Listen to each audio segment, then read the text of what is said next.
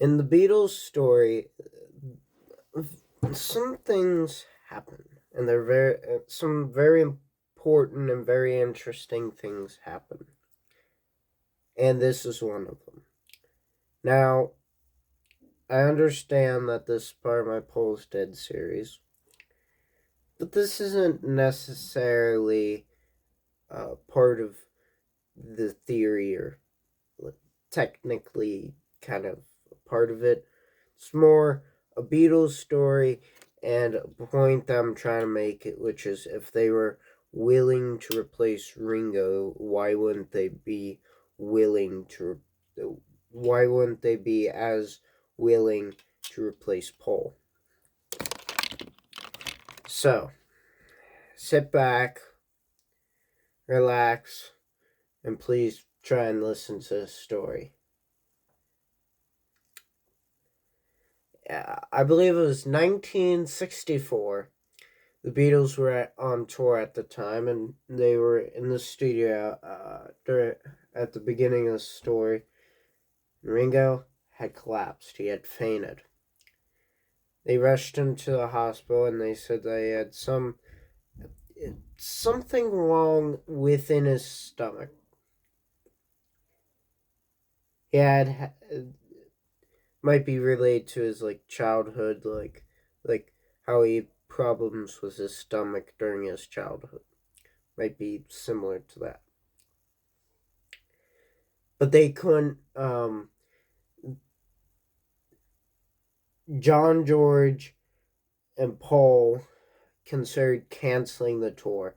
They didn't want to do it without Ringo. But George Martin and Brian Epstein, it's pronounced that way, not the other way. Okay, yeah.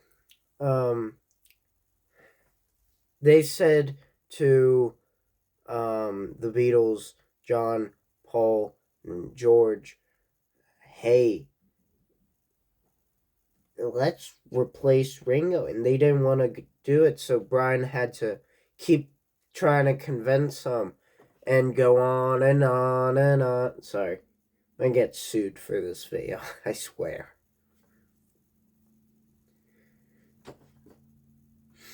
I'm gonna be sued by everyone.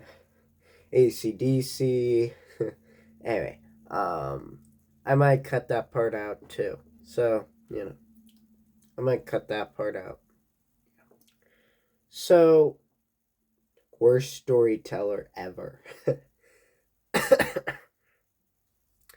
So, eventually, Brian convinces them to replace him. So, they go through two people, and they're not willing to do it. They're not going to do it. They're not going to take the role. And so they go up to this guy named Jimmie Nicol. He spells his name very weird. It's Jimmie space Nicol. Jimmie Nicol.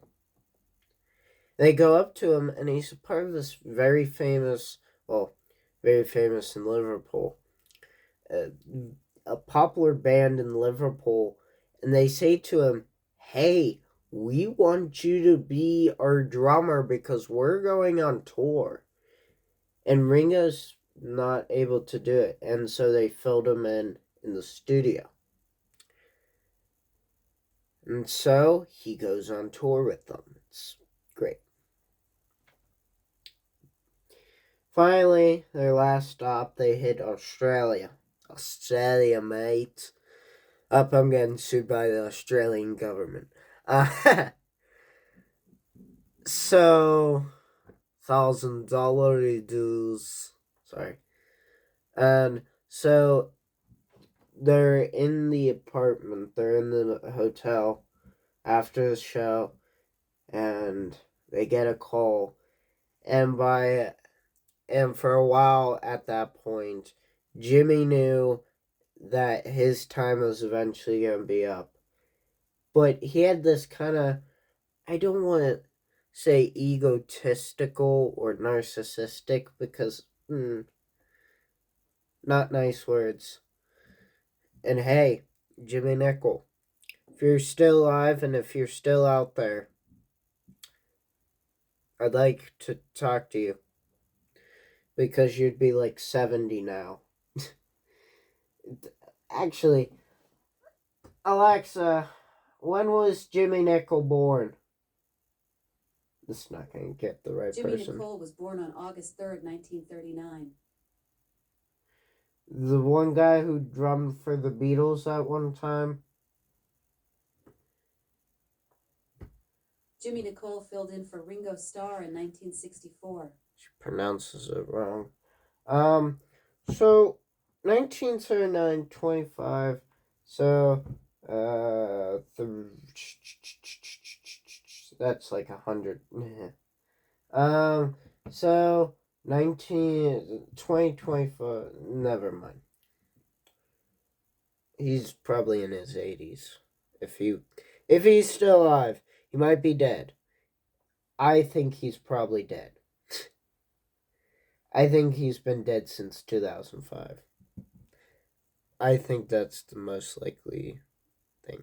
Anyway, so Jimmie Nicol, he goes into a hotel, and there's Brian.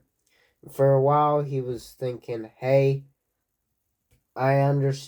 He understood that he would eventually be replaced by Ringo because it was a temporary thing, but he eventually got himself into this mindset of, I'm not going to say it's egotistical or narcissistic, but it's interesting, let's say that. Hey, maybe he thought, hey, maybe the Beatles, maybe they're going to keep me and get rid of Ringo, which is not what they did. And eventually Brian tells him, and he gets an award and some money, I think, and he leaves. He leaves the apartment, and all of them are sleeping, and no one replies.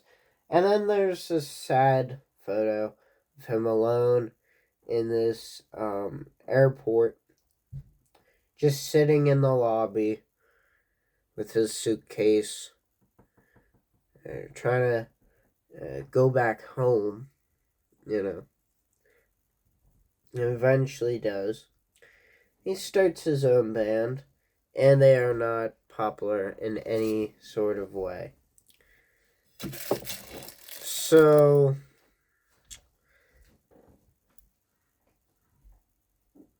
you cannot come in here and take my mints.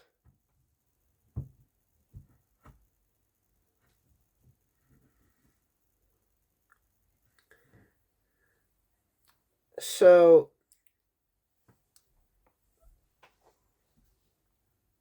I'm going to be editing this video tomorrow, and I'm just going to keep that part in. So much wasted footage. I might make a blooper thing of this, because I think the things I say are interesting. That might be narcissistic or egotistical. Sorry.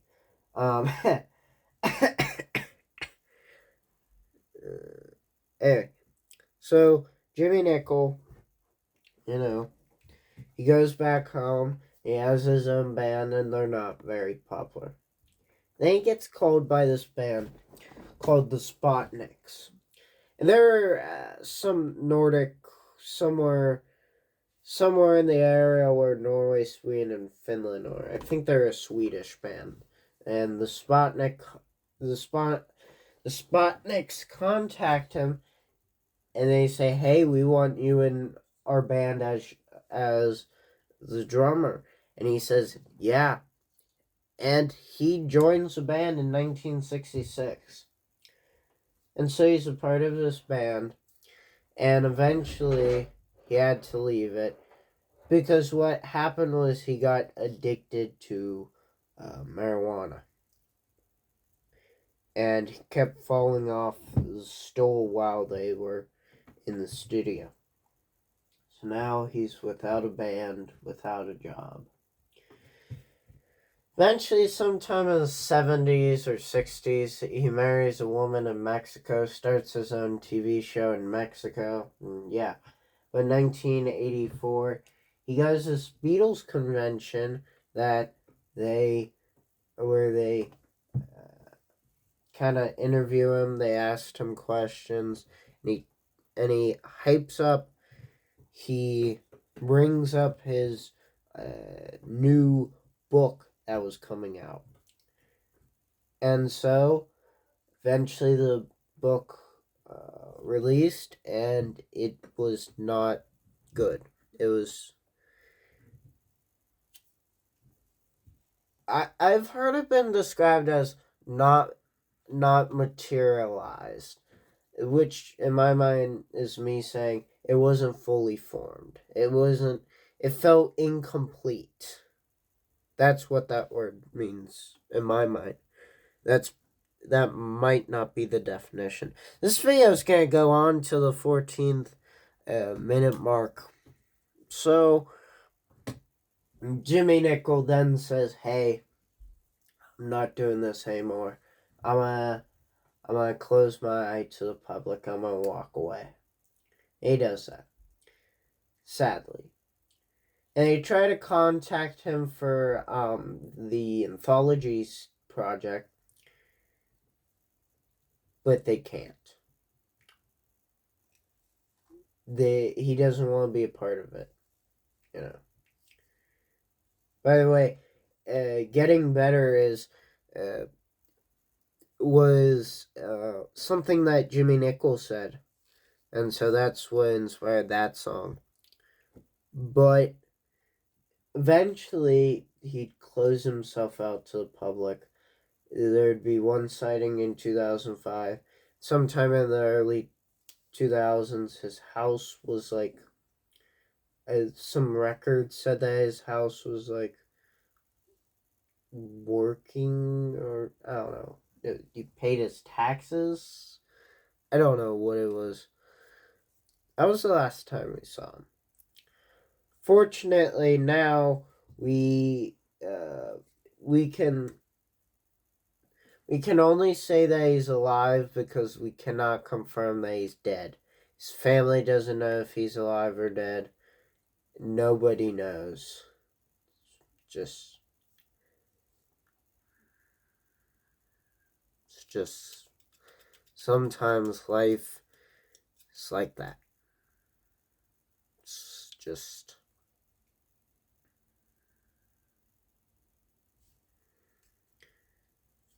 sometimes people are successful, sometimes people aren't.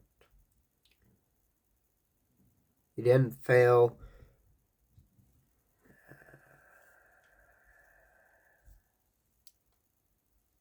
He just could have been something more. And that's my closing remarks for this video. I hope you enjoyed this video on a more somber tone. And if you did enjoy this video, please like and subscribe and comment down below for more content like this. I don't normally sit down and talk to you, the viewer, but I thought it would be a good change. I think I deleted a video talking about the 4 Beatles films. I might remake that video, make it different, talk about it more, but that may be a future video. Alrighty, everybody. That's all from me today. Thank you. Bye.